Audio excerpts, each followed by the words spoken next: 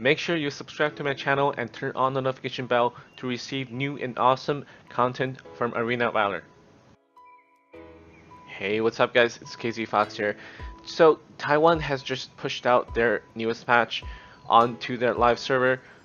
There are a couple hero balance changes and a couple battlefield changes with the Dragon and Dark Slayer, and there are a couple things about item change as well. So I'm going to go through every single change of them. This is the best translation I can do for you guys in order for you guys to understand. So I'm going to talk about each one and detailed change to every hero item in Battlefield. So let's get into it. So first we're gonna have a very simple slide. You can see that Quillen is receiving a damage buff on his first skill. This is just a straight up damage buff. I think they're changing him back to the same damage that he can do for the last patch before he got nerfed for his first skill. And then we have a Murad. They did a bug fix on his first skill where it sometimes it just failed to hit target. I don't think that matters really that much. And they nerfed his ultimate damage by a little bit. It still has the same physical attack multiplier, but the base damage is nerfed by just a little bit. And then we have Nacroth.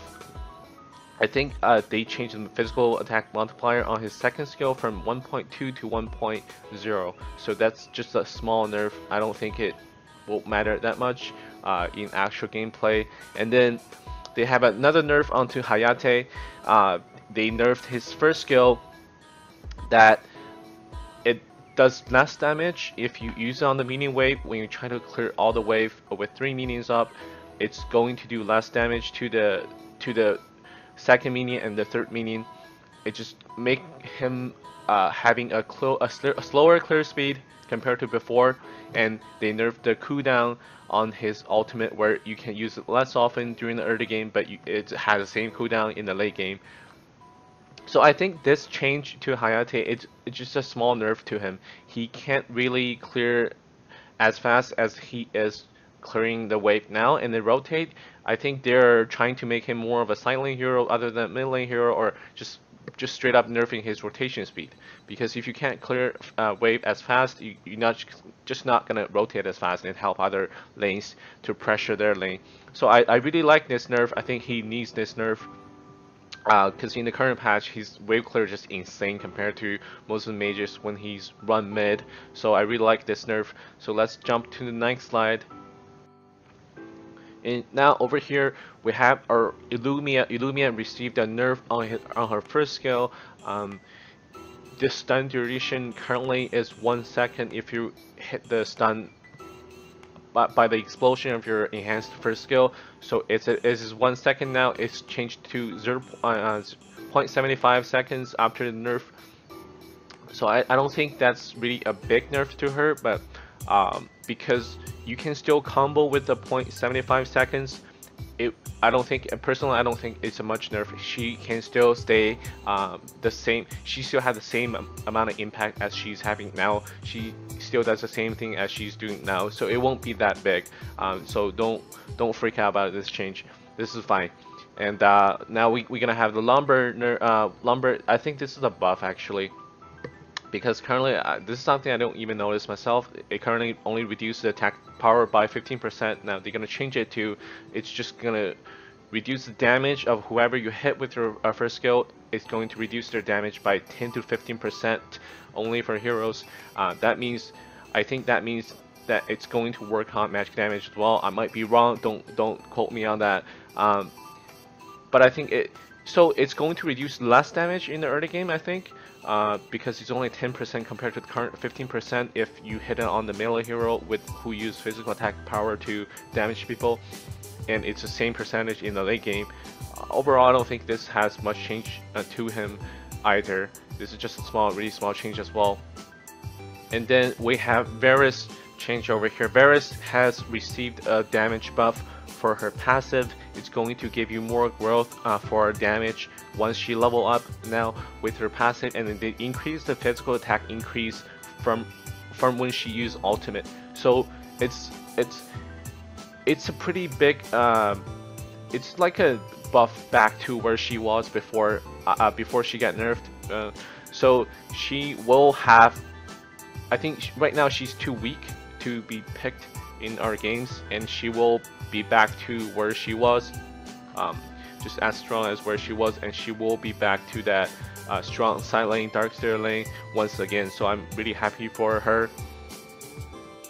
And next we have some very interesting change on Omar. They have increased his damage on his passive. It's going to grow in damage once he levels up throughout the game, and they have changed the cooldown time on his first skill to make it more friendly, to make it more powerful in the early game. You can charge him more often now, or jump back out of the team fight more often. And his second skill has a shorter casting time, casting duration, which means it's better for him. It's a small buff for him right now, but they've changed around the Omar skill kits just to make sure that he's better in the support role rather than a side lane role, because people don't really pick him in the side lane. People was playing him as a support before. They want to change him back to, they want to put him back to that support role he was once pretty good at.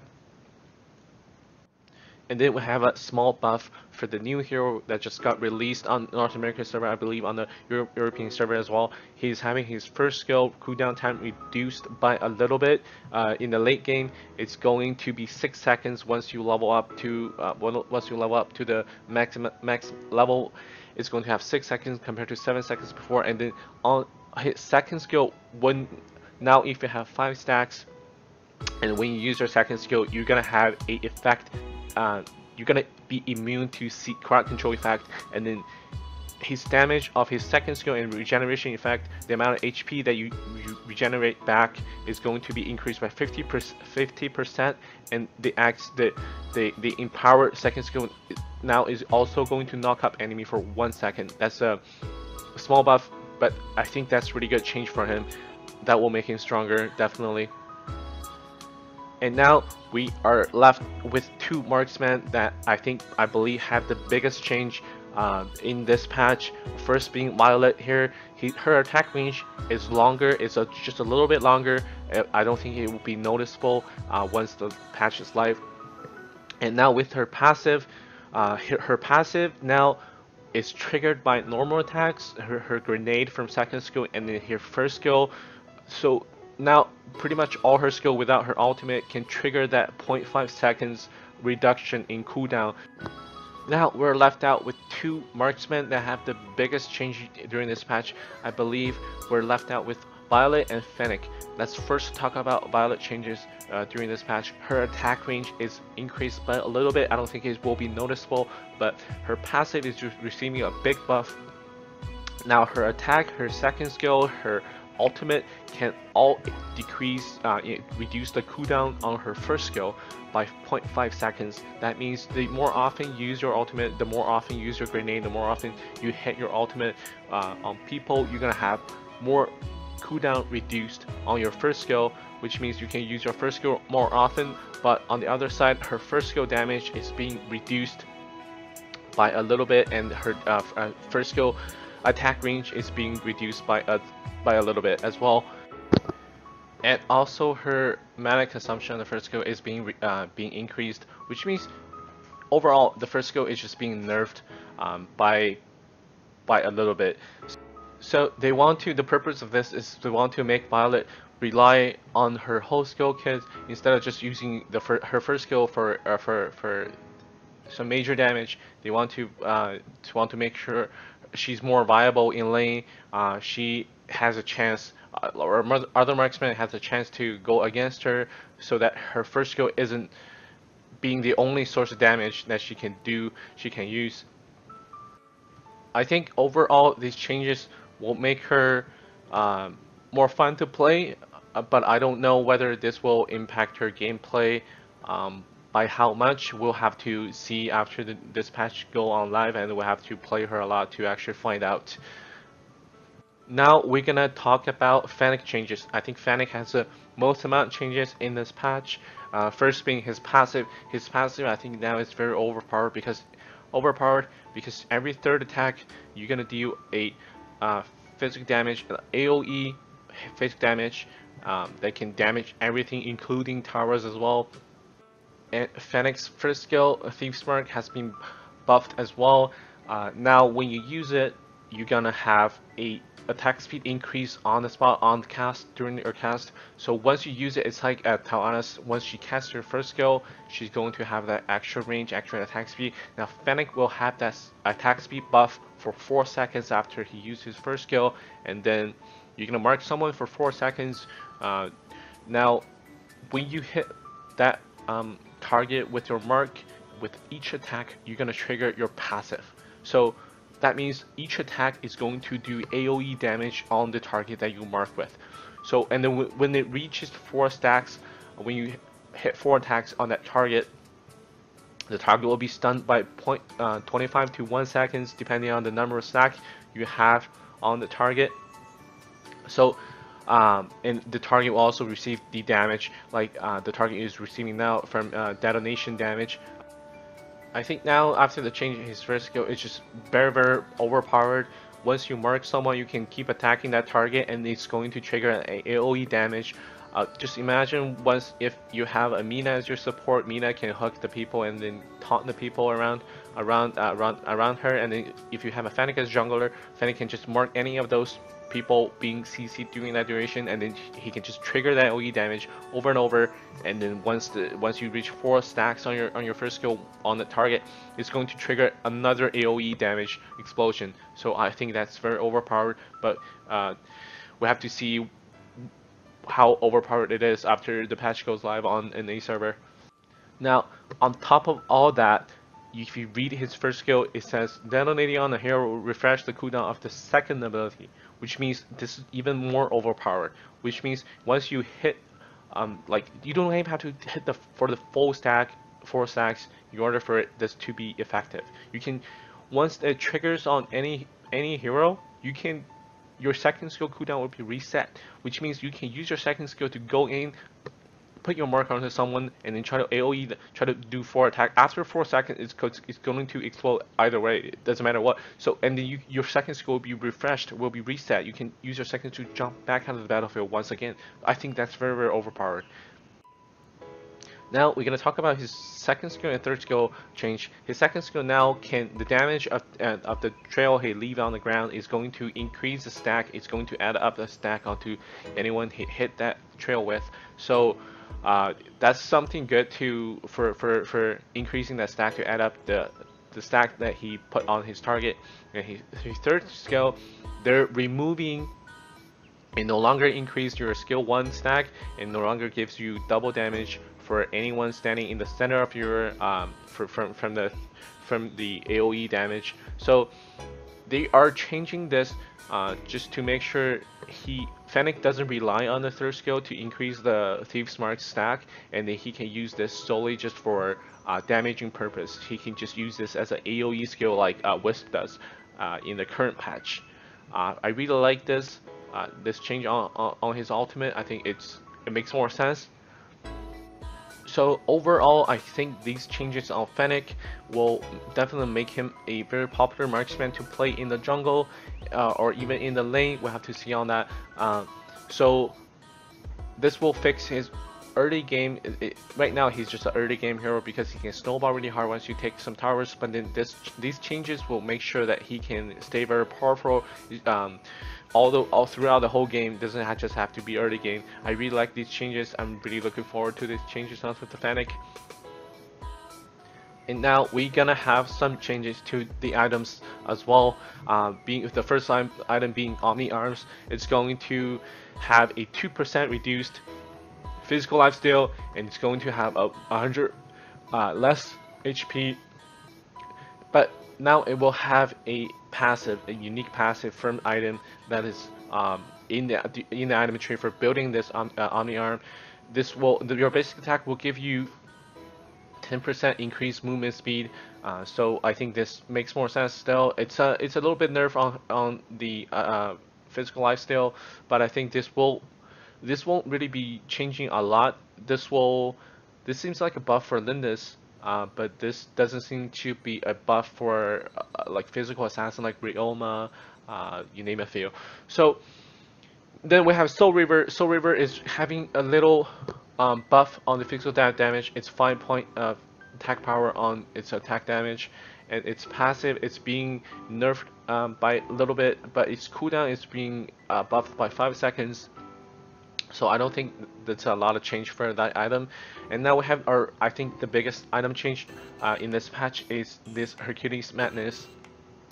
Now the path of building this item is more, you're going to have a bigger window of not having the item effect in the end.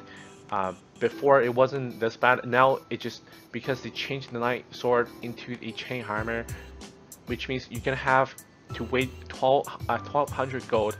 If I did my calculation right, you have to wait for, you're gonna have to save up 1200 gold in order to finish the item, and then you're gonna have the effect of the item.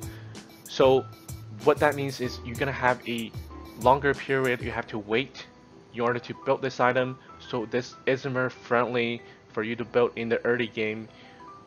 And at the same time, they have nerfed the physical defense that it gives, nerfed the armor amount that it gives.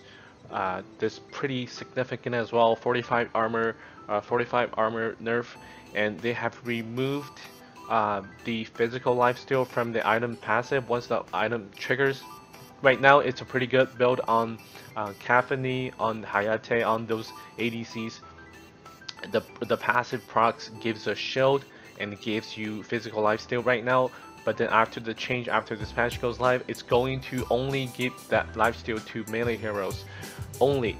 So it's just not as good a good item for range hero like a marksman anymore.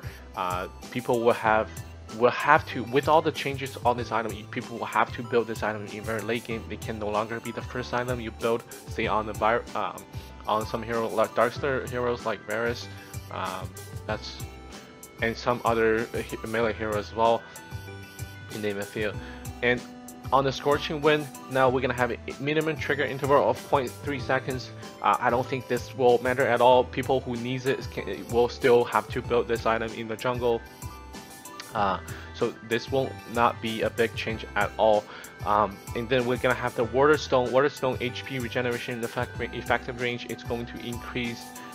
It's going to be increased, but this will not have that much impact on the game at all. It's only 20, if I remember correctly. It's only 20 HP per 5 seconds regeneration effect, so the aura isn't very strong. And now its passive is being nerfed for whoever is building it, for the support that is building it. It's going to give you less gold experience once for each stack of the item passive you have. So but it's going to give you the same amount of gold and experience for the teammate that you're sharing the stack with. So I like this change. This makes sure that teamie doesn't have to build this item. Right now, I think in the current patch, teamie only goes for the Waterstone in the early game just to give their marksman or whoever he's sharing the support item with tons of gold, and while having that same amount of gold experience for himself. I think this is just a little bit nerf. I like this nerf a lot. It gives you more viable options, especially when you're playing teamie.